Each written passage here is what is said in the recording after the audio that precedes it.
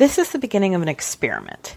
It is an experiment that I'm calling Thea, Theology and the Imaginative Arts.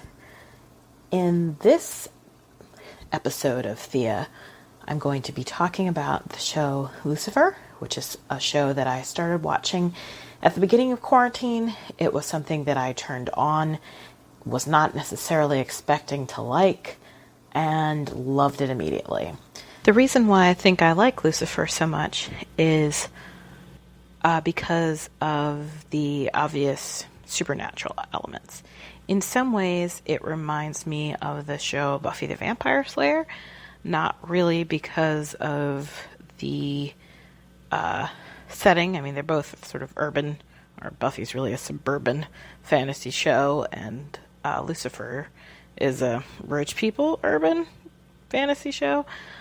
But I think what both shows depicted so well is just the idea that the supernatural is hiding in plain sight or right around the corner, and nobody seems to know about it, but it affects everyone's life so deeply.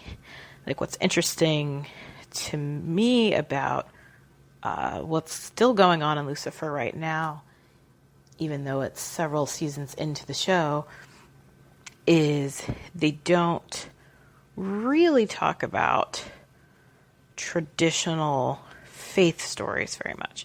Like, Chloe seems like she's a skeptic, and if anything, that's her, well, hopefully not fatal flaw, but her fatal flaw is a form of skepticism.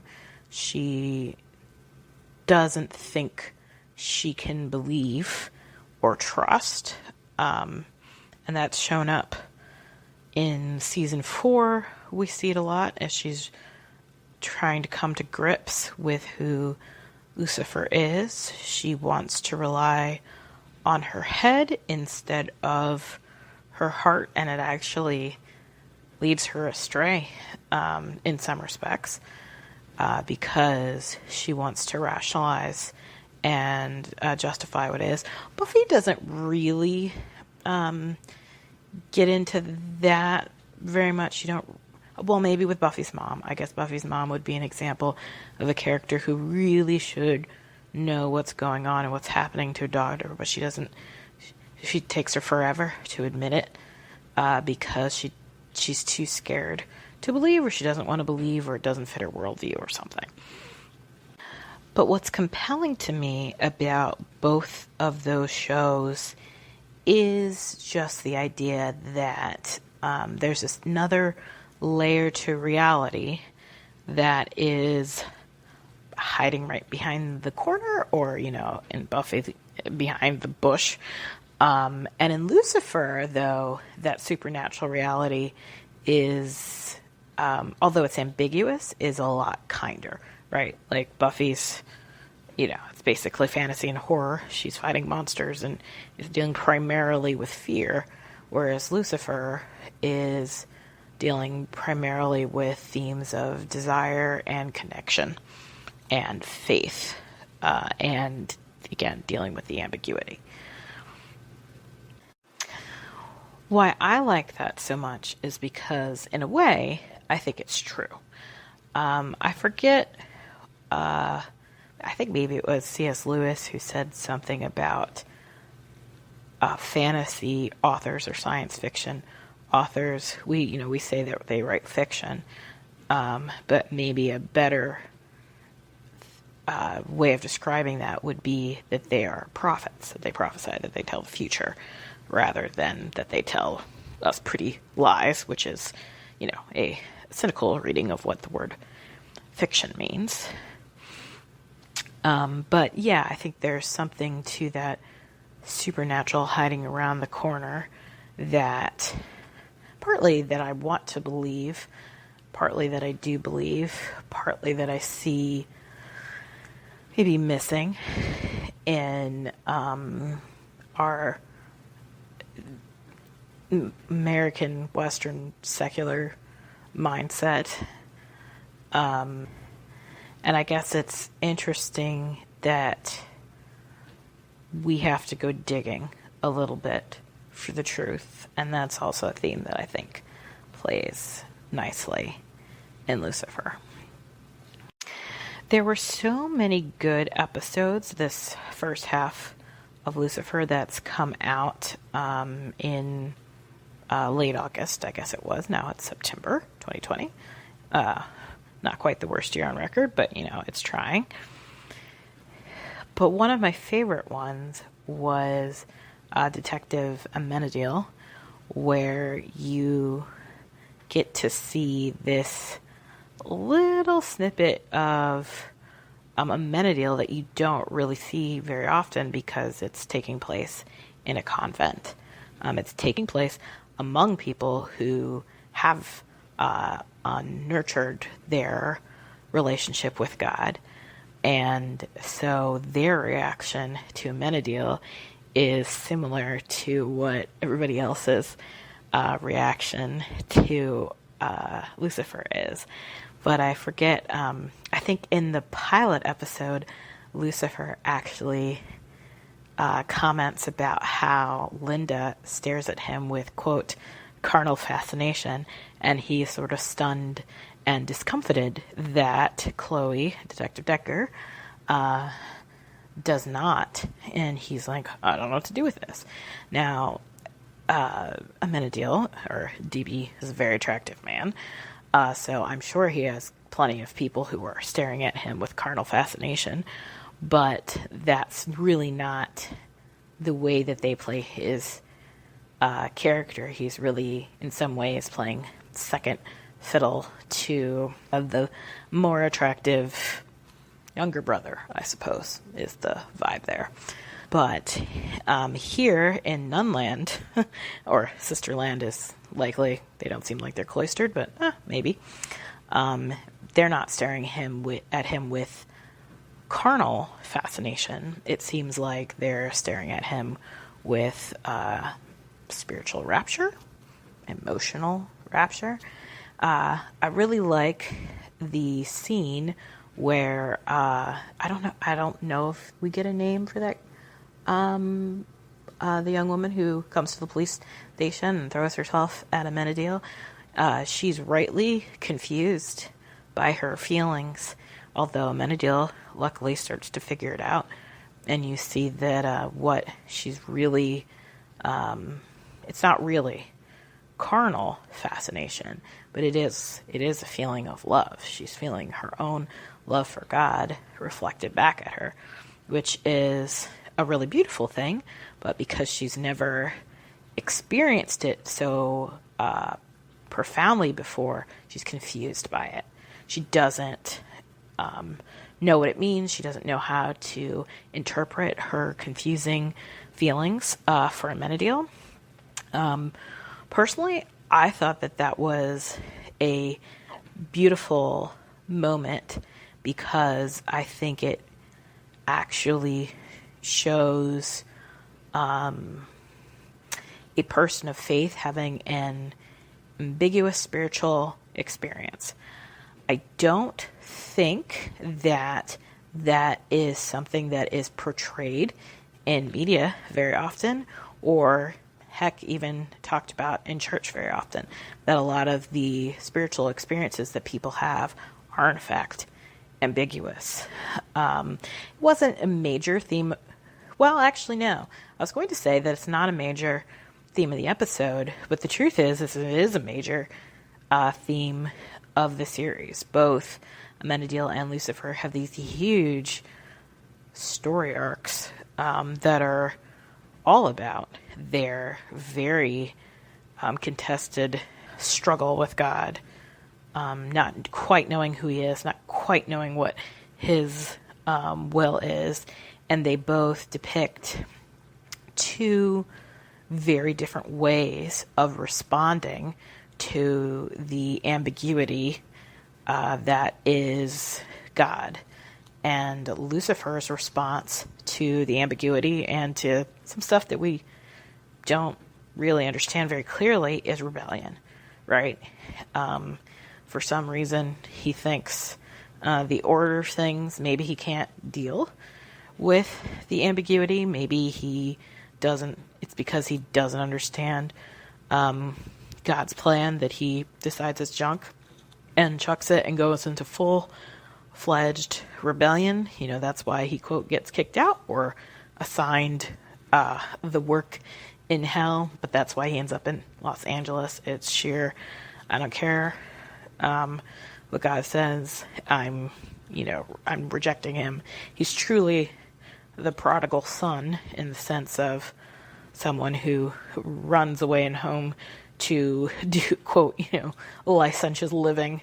He's squandering his inheritance, so to speak, in Los Angeles with wine, women, and song, the way it is in the parable of the prodigal son. And in many ways, at least when the show starts, Lucifer is the angry older brother character, right? He's the one who does everything right and should inherit his father's blessing and goodwill and be the best, the bestest son. And instead he's picked up Lucifer's day job running hell, and he's really resentful. So, that's why they start off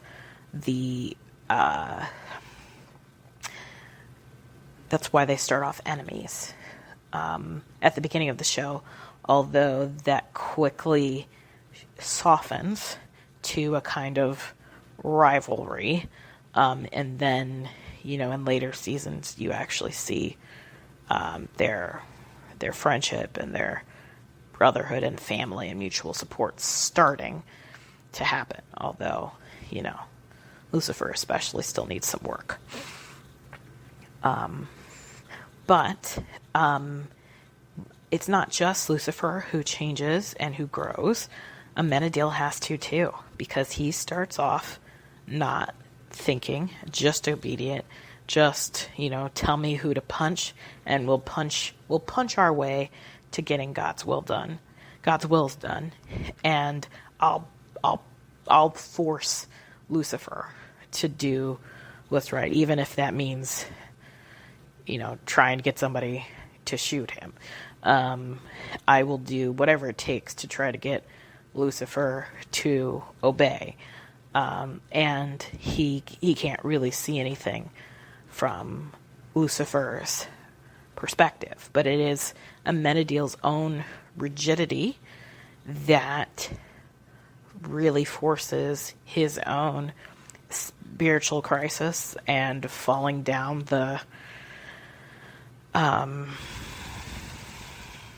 or getting lost, I suppose. That's the language that they use earlier in the show, but you see him getting lost, partly in his relationship with Maze, but that's when he starts to realize, I guess, that he's lost, is he's sleeping with a demon.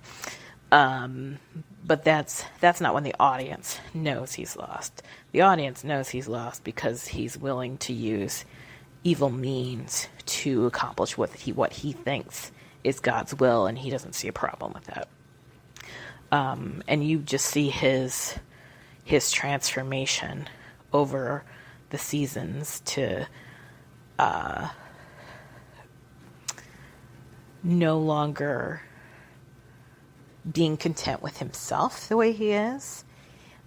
He sees himself for what he is, and he's able to really stare that in the mirror a lot sooner than Lucifer is. Of course, Amenadiel's a lot more honest than Lucifer is. But he has his own journey towards reconciling with the ambiguity of who God is and what God's will is, and admitting that he doesn't understand.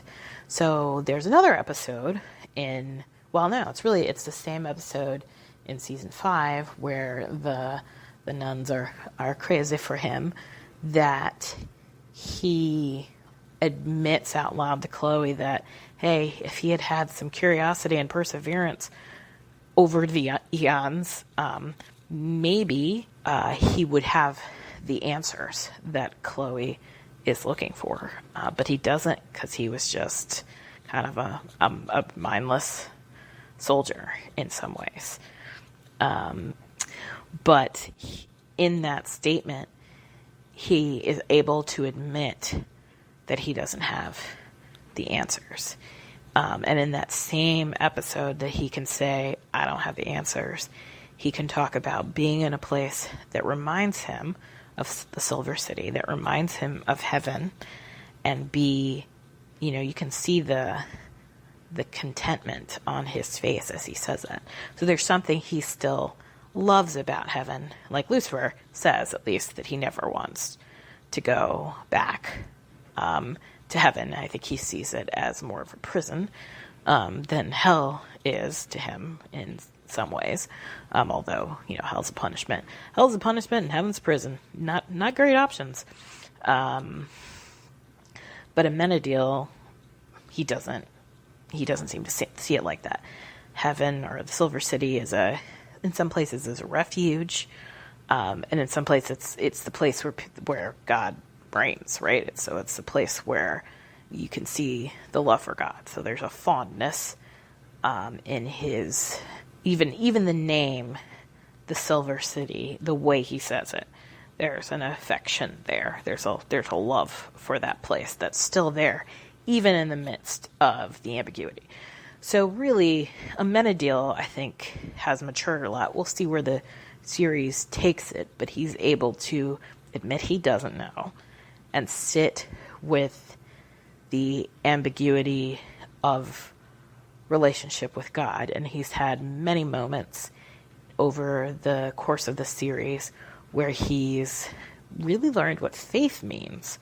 We don't really think of angels or celestials as having to have faith, but they're the ones in many ways who know the most in Lucifer. They're the only ones who, Ella might take God seriously, but the other humans just don't know enough to have any kind of felt connection with God. And it's not like seeing the angels doesn't really provoke a faith response, which I think is actually interesting and a great point, which is worth, it's actually worth talking about.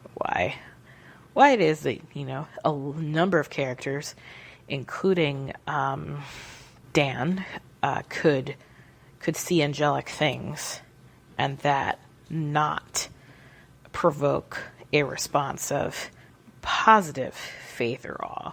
Rather, it provokes a crisis. And Chloe, too.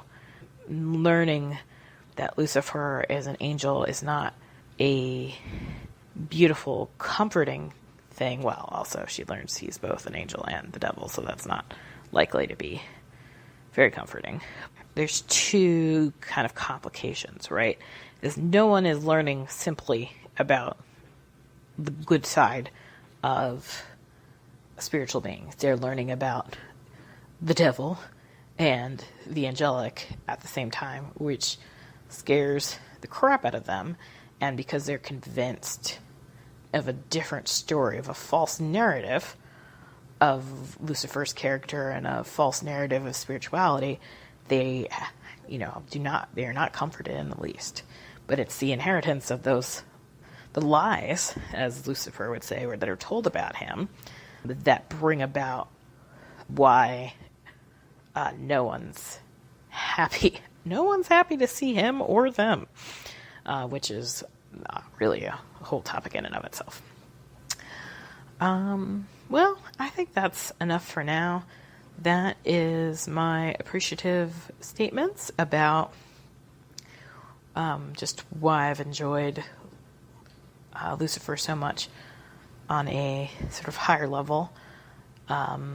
There's a lot of interesting, I think, ideas or snippets of ideas that happen in the series that it's great from a narrative perspective, but I think I actually think you get those stories that they choose to tell. There's not just a cute little story for a bit naughty little TV series. It's also true of the spiritual life if you believe in that sort of thing. And there's a number of those examples just strewn throughout the series, and I think they do a really nice job telling human stories about connection with the divine, but they package it in a way that kind of strips off the cliches, right? So you don't just say, yeah, I heard that before and I don't care, or that just sounds like proselytizing. It doesn't sound like, this person or this story has a moral agenda, so I don't care about it. Instead, you can appreciate it for like the honest exploration of human nature and human character that all of these characters are meant to portray, especially the angelic ones.